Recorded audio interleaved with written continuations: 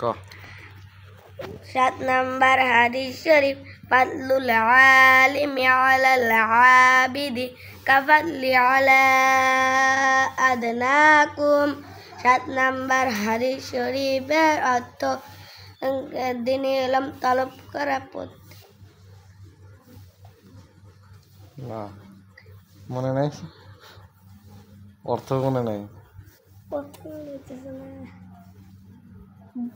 তোমাদের মধ্যে সর্বাপেক্ষা ছোট ব্যক্তি হইতে আমার মতবা যত বড়, বেইলম আবেদের চেয়ে একজন খাঁটি আলেমের মতবা তত বড়।